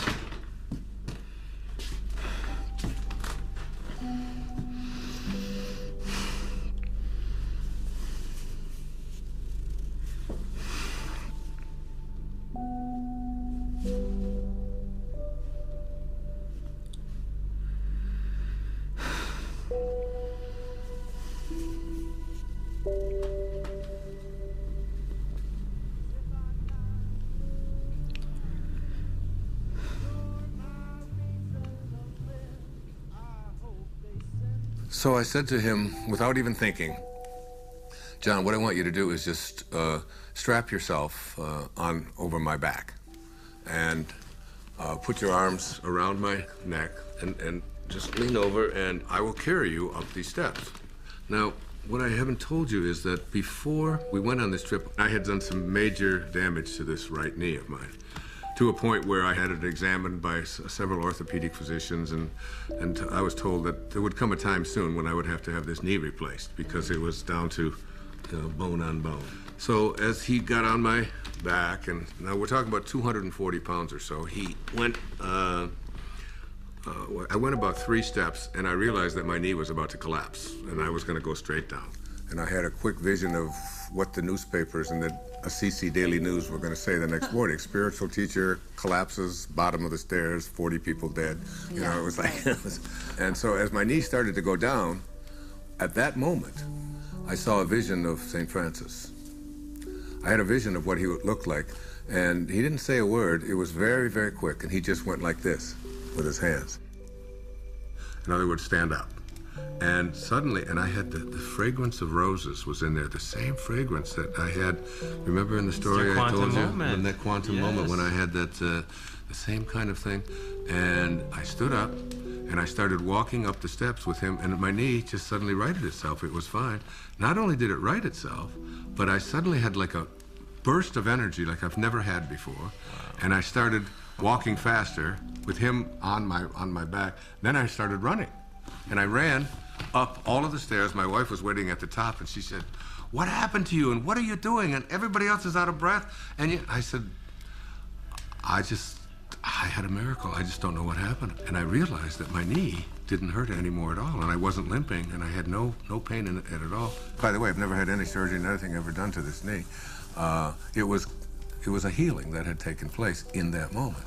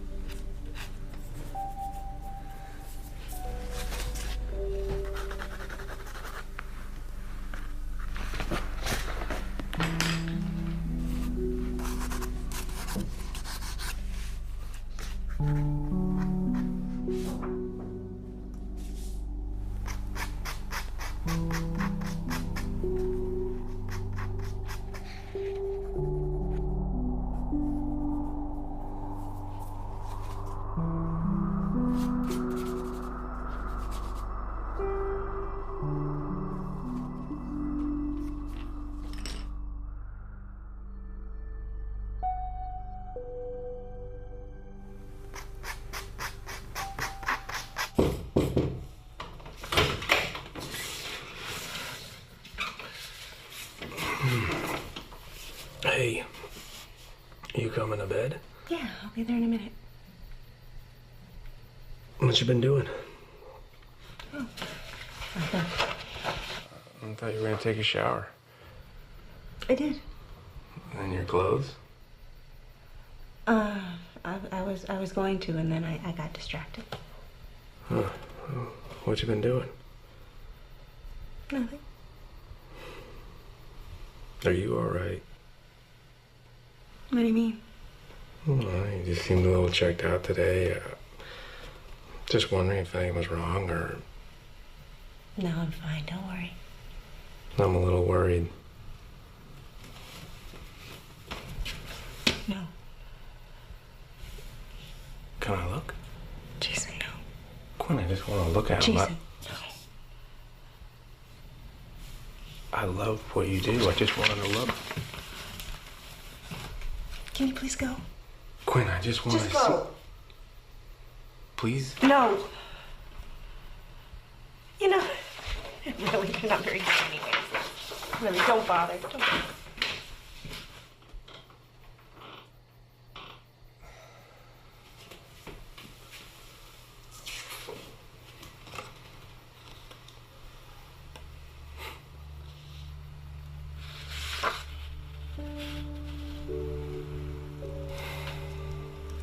Later on, I started to talk about this miracle, but the thing that I did was, when people would ask me, why do you think it happened to you? I would always say, well, why not? I mean, I'm Wayne Dyer, after all. And I've written an entire book about him, and he's... I deserve a miracle. Yeah, and it was like, and I really believed that it was like a special sort of thing that came to me. That's what happens, you know, when you get your ego involved in it. And what happened in that moment is that I totally forgot my ego. It wasn't that I'm so grand and so spiritual or that I'm so special. My instantaneous reaction to what John needed was to just reach out to him, and that's when the miracle occurred. In one moment, without thinking, I reached out to a fellow human being in need and forgot about myself. And it was almost as if the door opened, the teachers found me and said, here it is. The best way to have those doors open is to forget about yourself and to reach out and serve. It's always about serving. It's, you know, one of the mistakes so many people make is they just think, well, I'm just going to attract what I want into my life. And one of the things that I really profoundly believe in, you do not attract what you want. You attract what you are. What you are. I would have been too shy. I'm such an earnest guy. I would have no firm things to say. We ran in such different circles, my baby. Diagram different blocks. Now we gaze at the moon out the window. Denise, come here. Sorry, I'm so sorry. I should never have done this. Hey, look at me. Look at me. It's okay. No, it's not okay. It's not okay. Everything's going to be No, okay. I Everything's did going to this. be fine. No, you didn't do anything. I knew you felt this. I did this. I did this more than you. Listen to me. I'm sorry. I love you. I love you so much. The stars You're gonna be okay. must have been our time. We found true love while staying at home.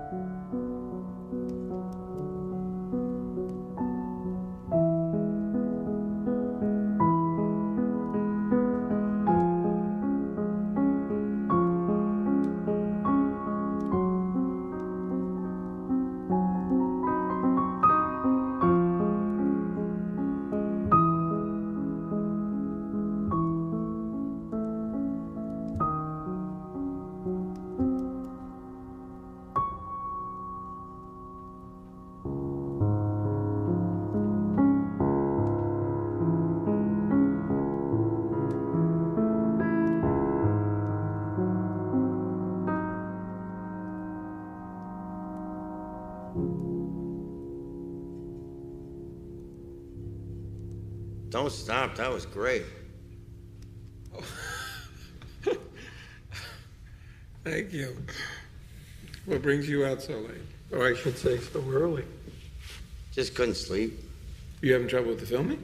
No, that's fine. Filming's easy. It's my business I can't handle. Hey, do you know chopsticks? I used to. Ha! Makes me think of being a kid. When I was idealistic. Back when I thought I'd make a name for myself. Oh, hey, don't say that. You have a name. More like a household name. More like Scorsese or Tarantino. Well, hang in there. Anything can happen. Why does it have to be so hard? One minute I have the funding to make my movie, the next I don't. Can't get the money without the talent, can't get the talent without the money.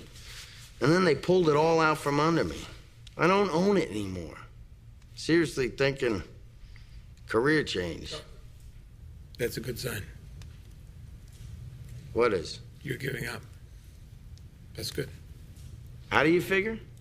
You can't force these things. Right. And again with the magic thing. What's the matter? What's that? You know, I don't know why I'm telling this to the janitor or whatever you are. I do a lot of things around here, believe me. Play a damn good piano, though. You should think about doing that full time. Well, for a while I thought I would. Yeah, what happened? Well, I started playing when I was very young. I was a natural. And then I got older and I became more aware of people watching me play. And then I started to play more for them than for myself. And then I got very scared that I would disappoint them. So I did. Did what? I disappointed everybody. I would be very clever. I'd go to a recital and I would just play a couple wrong notes on purpose as a test to see if they would still love me the same way. And basically they didn't. It was a long time before I touched a piano, which is it's crazy when I think of how much I enjoy playing. Yeah, I was just thinking that. This would sit for years. I wouldn't touch it. I wouldn't even notice it. But you're a piano player. I don't get it. You don't get that?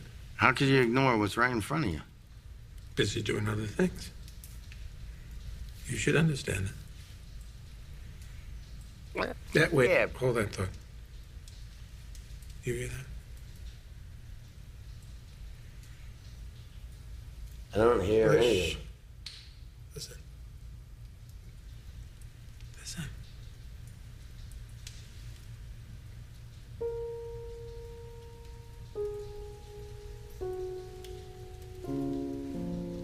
That's nice. I like that. I like that too. You making that up? Yeah. Well, no, sort of, yeah, mostly no. What? It's just something I could do. Make music, you mean? No, I can't. And you're a good faker. Yes, I'm just listening. Listening. I listen. And then I just play what I hear. I'm not making it up at all. It makes itself up. Makes itself. Exactly. I just play. Sometimes all you gotta do is just show up, pay attention, and music happens. Your music happens.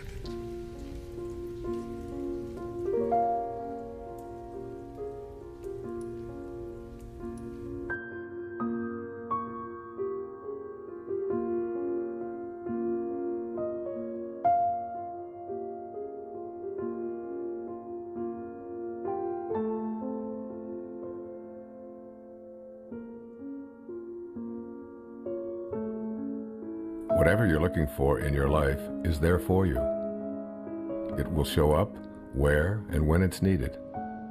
It's always in your mind. Whatever you need to complete this project, whatever you need to create, it's all there. You can prepare and then let go. It's an easy trusting that everything will happen perfectly.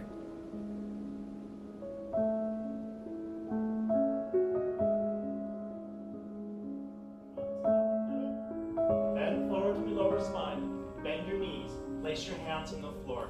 Move your hips up and down. Right, left, right, left, right, left, right, left. Get your You lower know what? spine. I can't shoot it from here. No? No, there's tint. Oh, but we really need something for B-roll. We don't have anything. I'm not the director. I don't know what David wants. Where is he anyway? He's probably sleeping off a hangover. Well, I gotta go in. I can't shoot it from out here. Oh, great. Go in. Go do that. You're not coming with me. Me? I'm not going in there. It's like 200 degrees in there. Okay. And what about you? No way, Jose. I had better get a bump for this. Mm-hmm. You're my hero. Okay. You guys suck.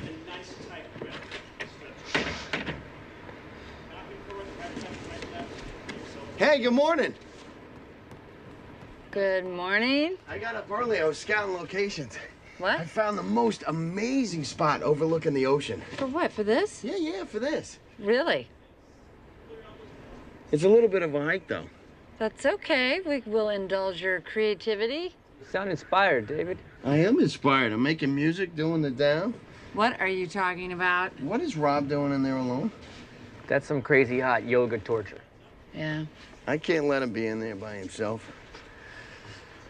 Cover me, I'm going in. You're going in? Pick up your right foot in front of you. He's going in. I can't believe it.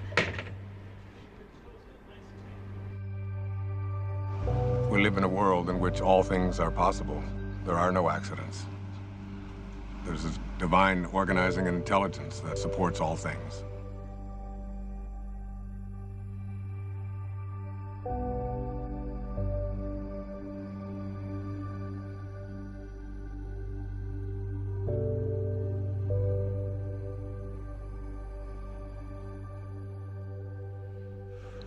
I think you have to get to the place where you're no longer focused just on yourself.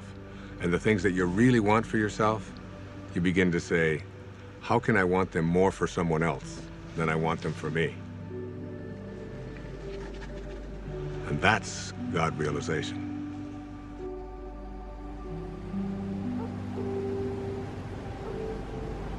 One of the things that happens when you move away from ego is that you move from a sense of entitlement to a sense of humility. You realize you're entitled to nothing. That's just the ego speaking. So the fundamental truth is that you must be like what you came from. If you came from divinity, you must be divine.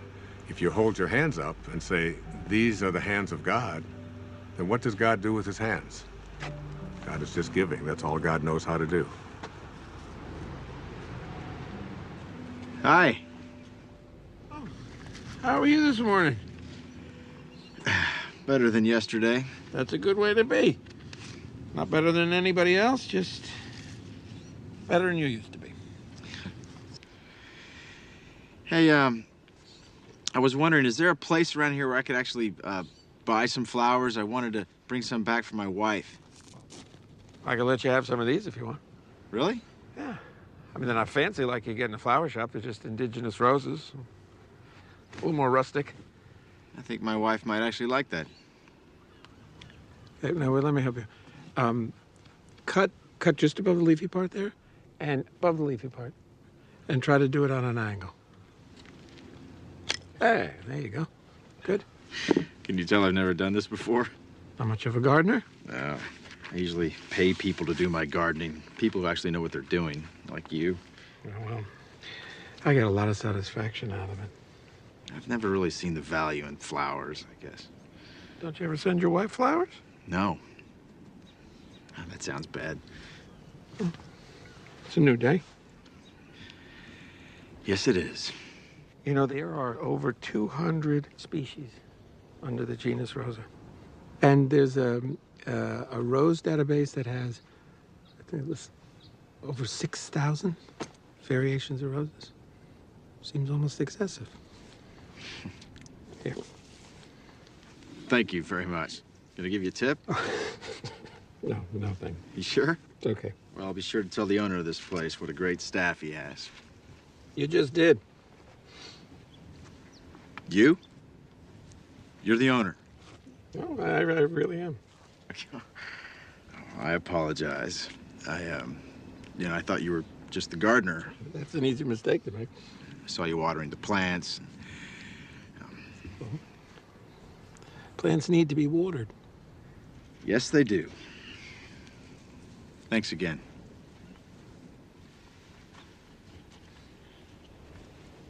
Can I ask you a favor? Yeah, sure.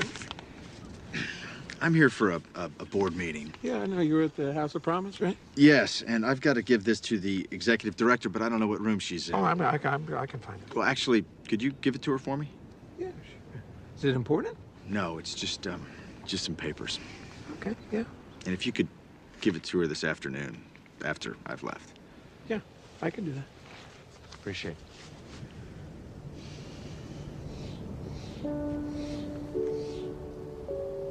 So you shift your thoughts from what can I get to how can I offer, how may I serve? If your attention is off yourself and about giving, the universe will respond by giving back to you. The universe will say, how may I serve you? But you have to be in a place of service yourself. That's when the transition is complete, when you move into that place that is without ego.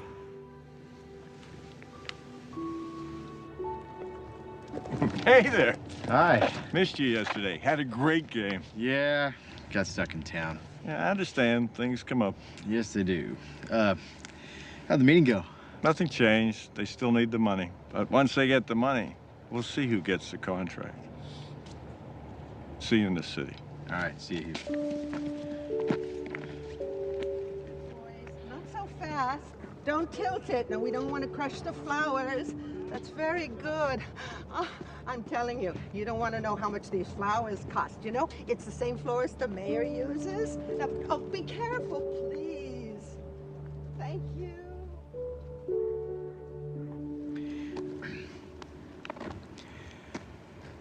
How about the name Rose if it's a girl?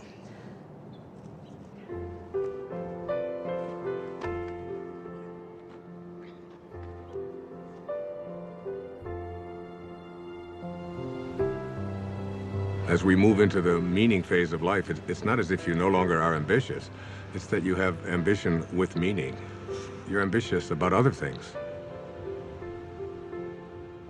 So now your ambition is transformed into purpose, and you have to learn to become the observer and to step back. You begin to live in process, trusting where your source is taking you. You begin to detach from the outcome. And that detachment allows you to no longer be fighting. It allows things to just come to you. And you're no longer being the person who's making things happen. You're allowing them to show up. The fight is gone. So I get asked over and over again, is there a purpose to the ego? And my reaction to that is it's just not worth defending. The ego is the thing that is the false self. And when you're defending it, you're defending an illusion. You're defending something that really isn't who you are. Your authentic self is way beyond the ego. Every one of us knows that we came here with music to play. And yet we have a tendency to believe that we are separate entities and that we have to fit in, and that's our role in life. And none of that is true. The shift can happen in many ways. It can be just a comment. It can be a coincidence that occurs, a particular event that you weren't expecting. It can be anything at all. But the result is always the same. You begin to realize that you're not here to push life, to make it a struggle all the time. You're here to enjoy and to be living in peace. That's what happens when you're in the afternoon of your life. I was just thinking about all the things I have to do to pack us up to leave. Oh, yeah? I'm like a walking to-do list. I think 90% of my day is spent managing everyone else's life and all their problems. Uh-oh. You are very appreciated. It's not what I mean. I love taking care of you and the boys. I do. I love my family, but... But? When I paint, I go somewhere. I feel connected. I feel blessed. And you're good at it. I miss it so much. On the hike yesterday, Jack told me that I don't paint. I realize that my own children have no idea who I am. They don't even know what I do.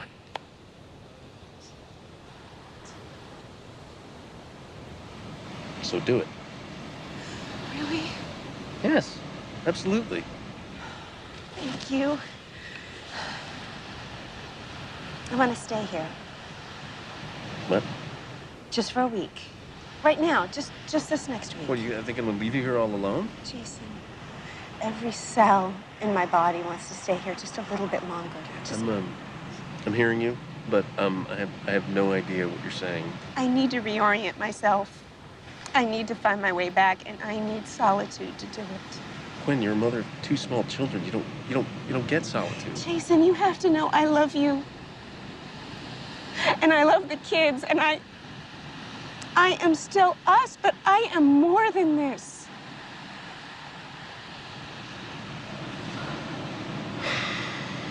Okay. There's just one problem. See, I don't know how to do what you do. You'll be great. It's just for a week. You'll survive. And then we go back to normal. I don't know about that. Oh, you're good at this. Oh, that's not fair. You know what you're gonna get good at? What? Laundry. I see lots of laundry in your future. That's great. That's great.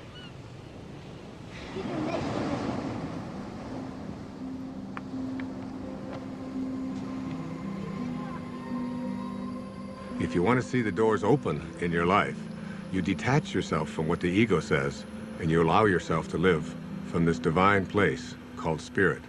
And what Lao Tzu called the virtues, he said there are 4 of them. The first of these is reverence for all of life, which is respect. The second is sincerity, which is really nothing more than just honesty. The third is gentleness, which manifests itself as kindness in our life. And the fourth is supportiveness, which just manifests itself as service, offering service to others. Those are the 4 virtues. And Lao Tzu asks us to live by them. There's a great quote by the poet Hafiz. He said, even after all this time, the sun never says to the earth, you owe me. Just think what a love like that can do. It lights up the whole world.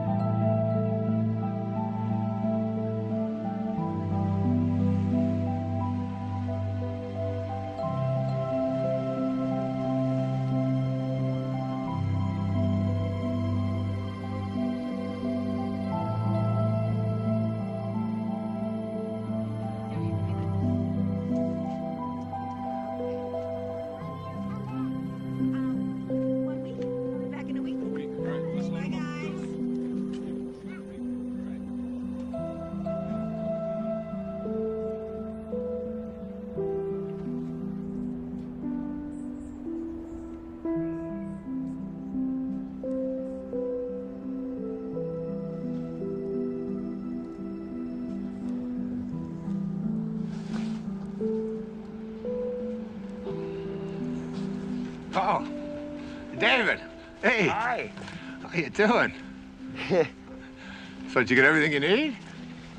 I think I got even more than that. Really? I'm actually inspired. I was looking at some of the footage. I'd love to do something with these interviews, something creative. Like what?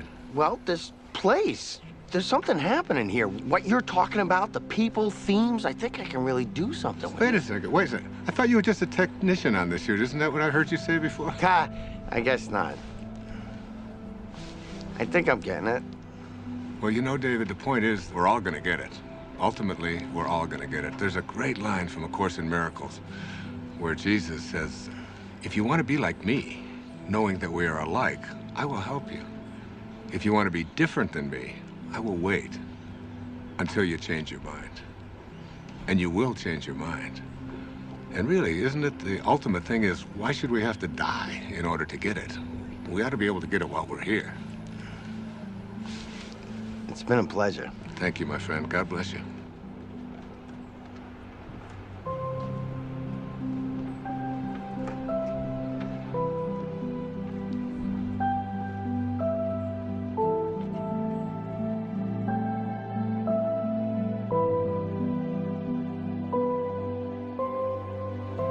Nobody needs to ask the question, what is my purpose?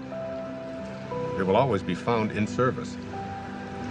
If you can just for one day put your attention on making life better for someone else, if you can focus on thinking like that, that's how God thinks. It's an ancient concept, but it's still relevant. To touch someone's life is more valuable than any amount of money. My friend Byron Katie says, to believe that you need what you don't have is the definition of insanity. That you can't be fulfilled until you get all these things, that's an illusion. Really, you don't need anything more. It doesn't matter what it is you do, You could be a cab driver, a teacher, a factory worker, a manager. What matters is that you put your attention on how may I serve. Think of the people you go to, whoever you are in your path. You can run an entire business this way, not being attached to outcome, putting attention on service. Your life becomes about living those virtues. How can I serve? How can I be gentle? How can I be reverent? Thinking like that means you're living in meaning. The messages of the morning are about what you can and can't do, about how society defines you. But in the afternoon, after the shift, it's about connecting to an energy that's taking care of everything, and we're all just being done. Try to stop yourself from breathing, from your fingernails growing. Living the virtues is all we need to do. The truth is, I feel something else is in charge of all of this. So it's really about surrendering to it. Surrendering to something that is bigger than you, that you are connected to, and that's really in control of everything.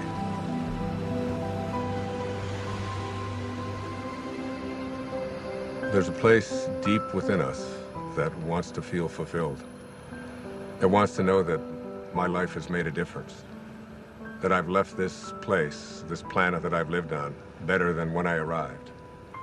That someone's life has been profoundly touched because of my existence. We all want that. It's not about age or about finding yourself.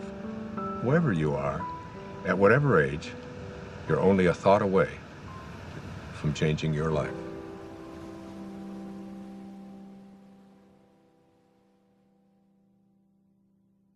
This is not a race. You don't have to run. You might even slow it down, take a look around instead of chasing everyone. Nothing to prove, no point to make. If when it's said and done, you know in your heart that your song is sung. Don't go with your song still inside you. Let it guide you every day. We all know that it's good to be humble, but don't mumble your life away. You could lose it all. You would still feel like you'd won. You might fall out of the sky, learn to fly just by reaching for the sun. No need to fret, but by regret. If when it's said and done, you know in your heart that your song is sung. Don't go with your song still inside you. Let it guide you every day. We all know that it's good to be humble, but don't grumble your life away. A little teamwork now. La la la la la. La la la la la. Low la low la low. Low la low la low. La la la la la la la. La la la la la la la. Low la low low low low. Low la low low low low. Rubber da scrub. Hobba de hobba do. Hooba da hooba da hooba de hub. Hooba de hooba de hooba de ho. Don't go with your song still inside you. Let it guide you every day. We all know that it's good to be humble, but don't fumble, don't grumble, don't mumble your life away.